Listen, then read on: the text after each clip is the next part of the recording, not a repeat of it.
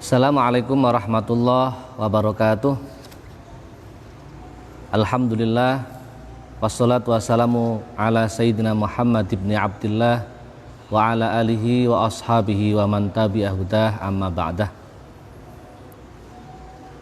Hadratan nujaba wal kurama, para alim, para kiai, para ustadz yang senantiasa kita hormati dan kita ta'zimi, jamaah pengajian Masjid At-Taqwa RW 03 Ngalian rahimakumullah.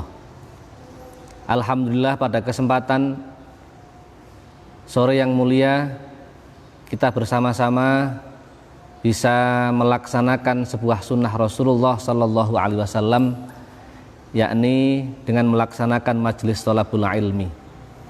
Mudah-mudahan Ramadan kali ini puasa kita dan amal ibadah kita diterima oleh Allah Subhanahu wa Ta'ala. Amin amin ya rabbal alamin. Pada kesempatan sore hari ini dan insya Allah nanti setiap hari Senin atau Selasa kita bersama-sama mengkaji kitab Risalatus Shiyam, sebuah kitab yang sudah saya pakai ngaji rutin di masjid ini setiap bulan suci Ramadan, dan alhamdulillah kita sudah sampai pada halaman yang ke-39. Kira-kira sudah hampir 4 tahun saya ngaji kitab ini setiap bulan suci Ramadan. Untuk itu, bagi Bapak Ibu yang sudah memiliki kitab, bisa dibuka di halaman 39 kitab Risalatus Shiyam karya Syekh Ahmad Abdul Hamid Al-Qandali. Mbah Ahmad Abdul Hamid Kendal merupakan ulama yang sangat yang bisa kita jalani. Bismillahirrahmanirrahim. Wa nafa'ana bihi wa bi'ulumihi fid dharaini. Amin. Faslun, nerangaken nuzulul Quran. Jadi kemarin kita pada tahun 2019 ngaji terakhir saya tanggal 24 Ramadan 1440 Hijriah bertepatan dengan 29 Mei 2019.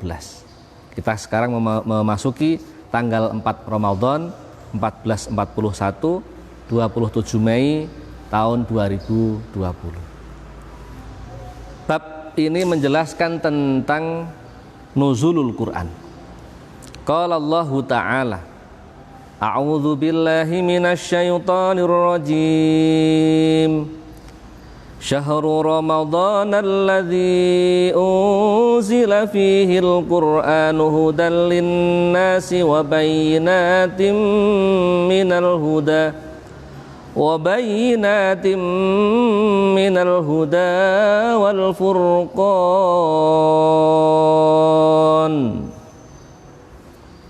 Allah menjelaskan bahwasanya bulan suci Ramadan adalah bulan di mana Al-Quran diturunkan. Jadi bulan suci Ramadan itu Al-Quran diturunkan. Untuk apa Al-Quran diturunkan? Hudal linnasi, sebagai petunjuk pengarah bagi manusia. Wa bayyinatin minal huda, dan Al-Quran ini diturunkan menjadi penjelas terhadap petunjuk yang tentunya petunjuk Allah Subhanahu wa Ta'ala.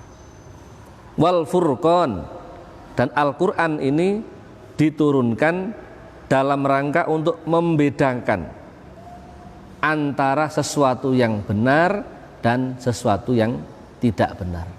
Maka di dalam Al-Quran berisi banyak nasihat-nasihat yang dengan nasihat itu umat Islam bisa membedakan mana hal yang halal, mana hal yang haram.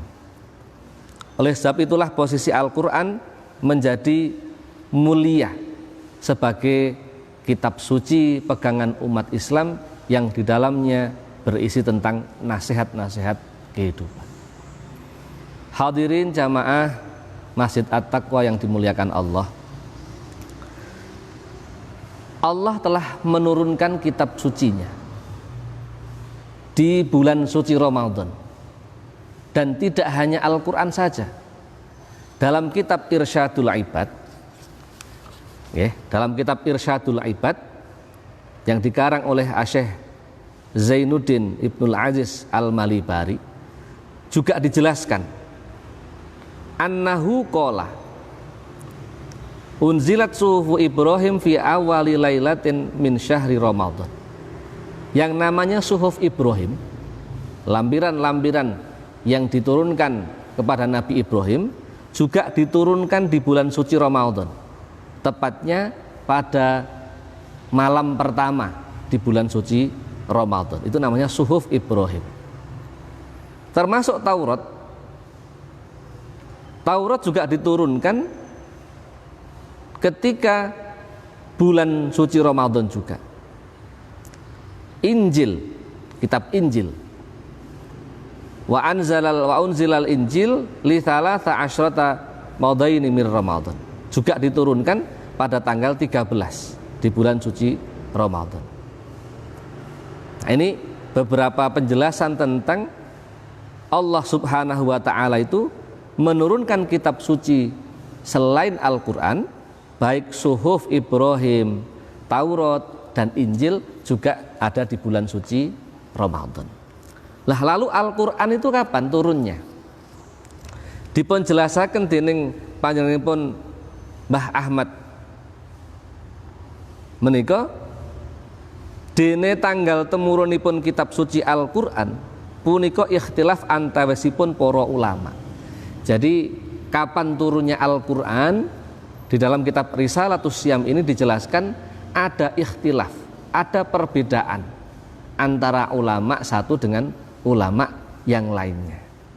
Maka di dalam kitab Irsyadul Ibad ini juga dijelaskan bahwa tanggal turunnya Al-Quran itu pada tanggal 24. Padahal yang ada yang mengatakan tanggal 24 Ramadan. Lalu penjelasan di dalam kitab Risalatus Syam bagaimana? Menurut Imam Ibnu Ishaq, bahwa turunnya Al-Quran itu pada tanggal 17. Ini masyhur sama yang sering dijalankan oleh umat Islam yang ada di Indonesia. Ini Imam Ibnu Ishaq. Tanggal 17 bulan Ramadan tahun 41 dari kelahirannya Rasulullah Sallallahu Alaihi Wasallam. Nah, dasarnya apa? Kok menyebutkan bahwa Al-Quran oleh Imam Ibnu Ishaq itu ada pada tanggal 17 Ramadan? Ini didasarkan dalam kitab suci Al-Quran. Allah Subhanahu wa ta'ala bersabda, in kuntum amantum billahi wa ma anzalna ala abdina yaumal furqan yaumal taqal jam'an. Artosipun lamun sira kabeh padha iman maring Gusti Allah, jika engkau beriman kepada Allah Subhanahu wa ta'ala lan iman marang barang kang wis ingsun turunaken, dan iman percaya terhadap kitab yang setelah saya turunkan, tegesipun Al-Quran, marang kawulonipun terhadap hambanya nalika dina Furqan. Jadi Al-Quran diturunkan kepada Nabi Muhammad SAW saat hari Furqan, yaiku dinone bertempur rong golongan, dinten bertempuripun kalih golongan, muslimin tuwin musyrikin. Inggih punika dinten perang Badar tanggal 17 wulan Ramadan. Yang dimaksudkan dengan Yaumal Furqan adalah Yaumal Taqal Jam'ani, di mana hari itu terdapat pertempuran antara kaum muslimin dengan kaum musyrikin. Jadi orang Islam berperang melawan orang-orang yang memusyrikkan Allah Subhanahu wa ta'ala. Nah, peristiwa Yaumal Taqal Jam'an itu adalah terjadi pada tanggal 17 bulan Ramadan, yaitu pertempuran yang disebut sebagai perang Badar. Nah, ini penjelasan dasar bagaimana Imam Nggih. Imam Ibnu Ishaq memiliki pendapat tidak pada tanggal 24 Ramadan sebagaimana ditulis di dalam kitab Irsyadul Ibad, tetapi beliau menegaskan menurut beliau turunnya Al-Qur'an adalah tanggal 17 Ramadan. Maka banyak kalangan di Indonesia memperingati malam nuzulul Quran itu pada tanggal 17 Ramadan. Jamaah Masjid At-Taqwa rahimakumullah, ini menunjukkan bahwa seorang ulama itu menetapkan sebuah keputusan, sebuah ijtihad, sebuah pendapat tentang sesuatu itu memiliki dasar yang kuat. Ada dasar yang diambilkan dari Al-Quran kalau memang di dalam Al-Quran mencantumkan itu. Kalau tidak, diambilkan dari hadis-hadisnya Rasulullah Sallallahu Alaihi Wasallam. Ini adalah cara bagaimana para ulama kita mengambil sebuah pendapat yang berdasarkan dari Al-Quran dan Sunnah Rasul. Nah, jika Al-Quran dan Sunnah tidak ada, maka kemudian dikembangkan dengan kias, dengan analogi atau dengan pembanding yang bisa menguatkan dalil terhadap sesuatu amal-amal ibadah kita. Nah, ketika kias sudah tidak bisa, maka bisa mengambil ijma'. Apa itu ijma'? Kesepakatan para ulama tentang sesuatu hal. Nah, ini enaknya. Bagaimana kita mengambil hikmah kehidupan beragama itu bersumber dari Al-Quran, hadis Rasulullah Sallallahu Alaihi Wasallam, dari ijma', kemudian dari kias. Ini yang harus kita kuatkan dalam hal kita memegang teguh melaksanakan perintah-perintah Allah Subhanahu wa Ta'ala. Itu tadi soal pendapatnya Imam Ibnu Ishaq. Ada imam lain yang juga menjelaskan tentang nuzulul Quran, waktu turunnya Al-Quran. Sinten? Imam Tobari. Disebutkan dalam kitab ini Imam Tobari nerangaken sanatipun saking Sayyidina Hasan bin Ali karramallahu wajhah. Jadi Imam Tobari tidak sendirian memiliki pendapat ini. Imam Tobari mendapatkan sanad, mendapatkan sambungan informasi, mendapatkan sambungan hadisnya Rasulullah Sallallahu Alaihi Wasallam berdasar dari cucunya Rasulullah Sallallahu Alaihi Wasallam. Sinten? Sayyidina Hasan bin Ali karramallahu wajhah, putranipun Sayyidatina Fatimah Az-Zahra binta Rasulillah Sallallahu Alaihi Wasallam. Ini sudah sangat kuat. Wong jelas kok putune Kanjeng Nabi sing matur. Putune Kanjeng Nabi saking sinten? Saking bapakipun Sayyidina Ali karramallahu wajhah. Sayyidina Ali itu istimewa. Ya, disebutkan ana madinatul ilmi wa aliyun babuha. Rasulullah itu menyebut ana madinatul ilmi, saya itu adalah pusatnya ilmu, kotanya ilmu. Jadi Kanjeng Nabi itu kotanya ilmu, pusat peradabannya ilmu pengetahuan. Terus Ali jadi apa? Wa aliyun babuha, ana madinatul ilmi wa aliyun babuha. Nah, Ali itu adalah pintunya ilmu. Jadi sebelum masuk kota ada pintu. Nah, pintu-pintunya ilmu itu Sayyidina Ali. Maka hebat Sayyidina Ali, seorang menantunya Rasulullah Sallallahu Alaihi Wasallam yang menjadi khalifah keempat, itu memiliki tingkat keilmuan yang sangat besar sekali. Lah niki Imam Tobari mendet saking keteranganipun Sayyidina Hasan bin Ali karramallahu wajhah, putrinipun Sayyidatina Fatimah Az-Zahra. Maka dalam kondisi napa menika, dalam kondisi siaga Covid-19 ini, nggih, ada syair, ada sholawat yang sering dibaca oleh para kiai, para santri, kemudian dibaca di majelis-majelis istighosah. Ini syair yang makna dari syair dan sholawat ini itu sangat luar biasa sekali. Apa? Berdoa kepada Allah Subhanahu wa Ta'ala dengan sebuah wasilah, perantara. Siapa itu? Keluarganya Rasulullah Sallallahu Alaihi Wasallam. Li khamsatun utfi biha harral wabah ilhatimah al-Mustafa wal Murtadha wabnahuma wa Fatimah. Baik, syair li khamsatun. Ini dulu setiap Indonesia, setiap Jawa ya, ada musibah seperti kita corona ini, ya, musibah wabak sak donya. Naudzubillahi min dzalik. Gusti Allah niku ngemutke kita sedanten. Allah ngelingke kita semuanya. Ojo sombong, ojo kemaki. Niki dereng enten malaikat sinten niku? Sing niup sangkakala itu Mas Anam. Nggih. Malaikat sing niup sangkakala Israfil ya, Israfil. Wah iki nak malaikat Israfil niku pun nyebul sangkakala mboten trima corona. Sak donya ludes sedanten. Niki dereng Israfil niki. Lagi kesebul sithik niku wis do bingung. Riyen para ulama nggih membaca syair yang diijazahkan oleh Mbah Hasyim Asy'ari. Apa tadi? Li khamsatun utfi biha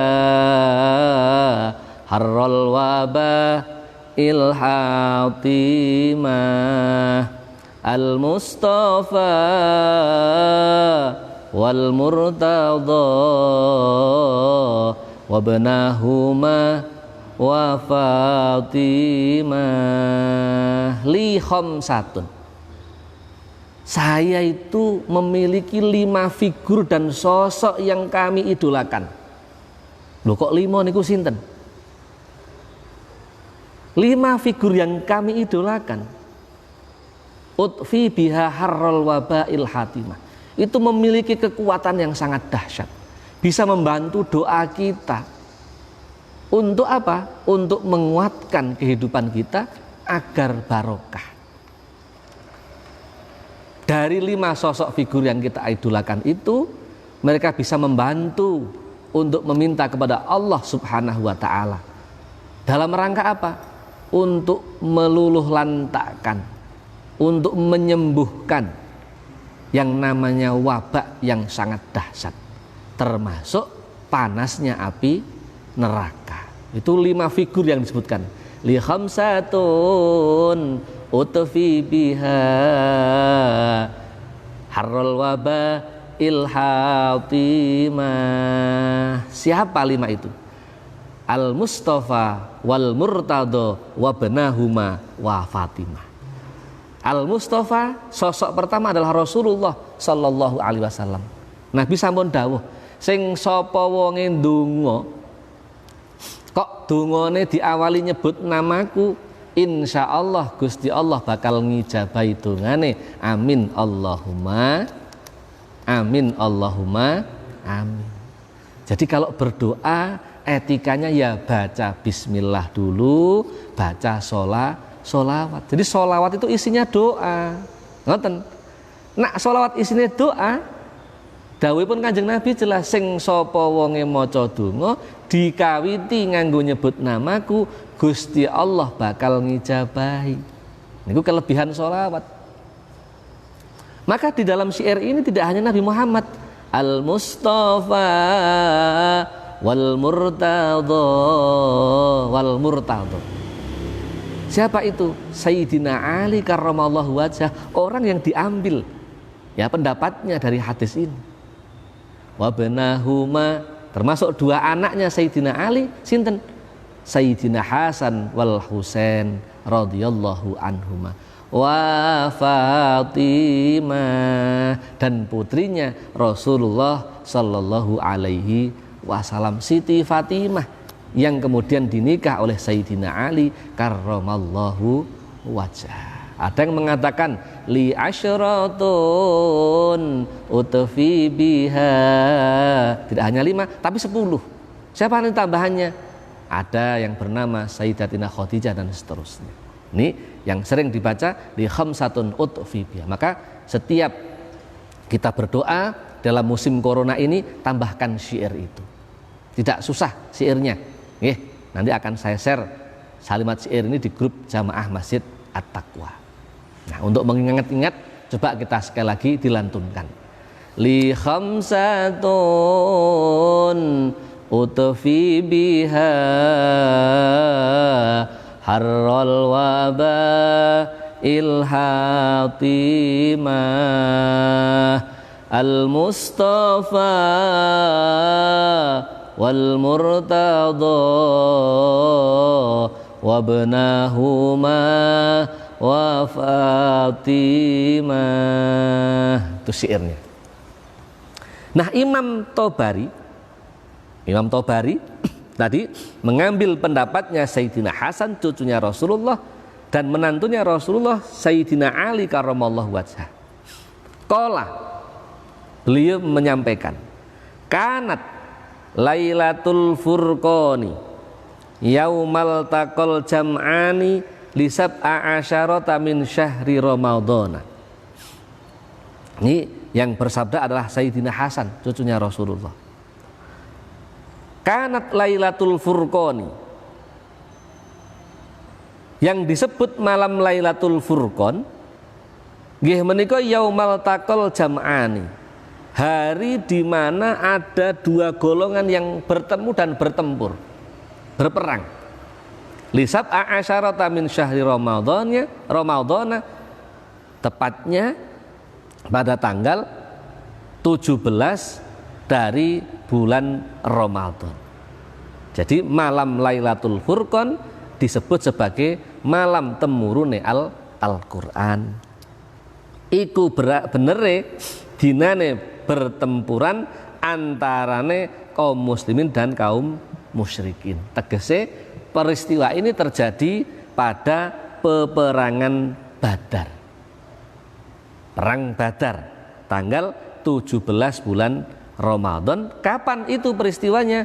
Terjadi pada tahun kedua saking hijrah. Tegese napa? Peristiwa perang Badar, peristiwa turunnya Al-Qur'an adalah tahun kedua Hijriyah. Jadi kalau sekarang tahun 1441, peristiwa itu sudah terjadi pada tahun 2 Hijriyah. Jadi sudah 1439 tahun yang lalu. Niku temurune Al-Qur'an.